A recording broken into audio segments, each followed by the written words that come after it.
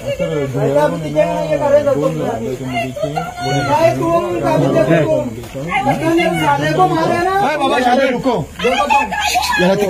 हमारे घेरो तुम्हारा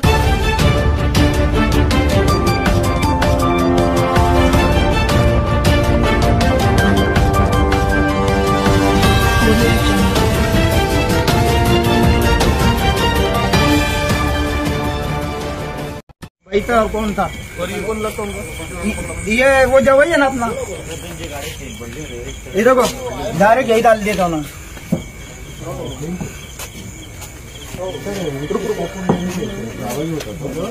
नहीं वो जवाई का जावई आरोपी सर धुळ्यावरून आलेले होते सर येस सर धुळ्यावरून दोन मुलीचे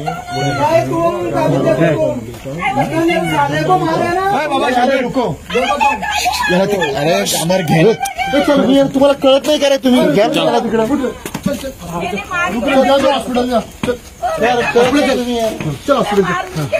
गाडीत घ्या बस दवाखान्यात पाठवा आम्हाला हो सर सोबत जातो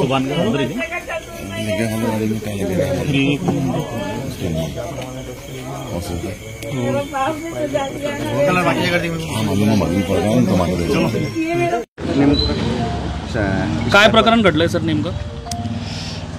भुसावळमधील जे आयन कॉलनी आहे यात सुभान शेख आणि त्याची पत्नी म्हणजे हे 4-5 वर्षापूर्वीचं लग्न झालं आहे, परंतु त्यांचे कौटुंबिक वाद होते. ते सोबत राहतानाही ती पत्नी कधी भांडणामध्ये पुन्हा तिच्या घरी जात होती, पुन्हा येत होती.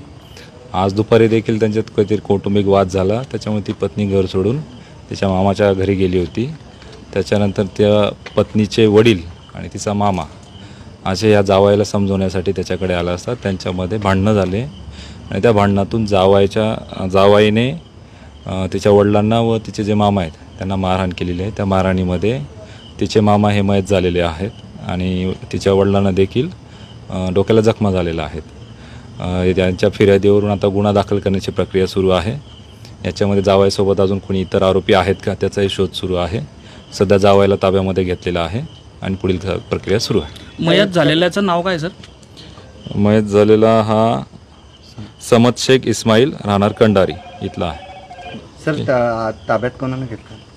सुभान आहे जो जावाई, त्याला ताब्यामध्ये घेण्यात आलेला आहे. जखमी कोणी आहे? जखमी तिचे वडील आहेत शेख जमील शेख ठाकूर, यांच्या डोक्याला मार लागलेला आहे. ते चांगलं आहे, ते जखमी आहेत. काय आरोपी किती आहे एकूण? ते आता तपासाची प्रक्रिया सुरू आहे. अजून याच्यामध्ये कोण कोण सहभागी होते हे तपास चालू आहे. वेपन काही सापडलं घटनास्थळी? आता ती तपासाची प्रक्रिया चालू आहे, त्याचा आम्ही तो शोध घेत आहोत. ठीक आहे, धन्यवाद सर.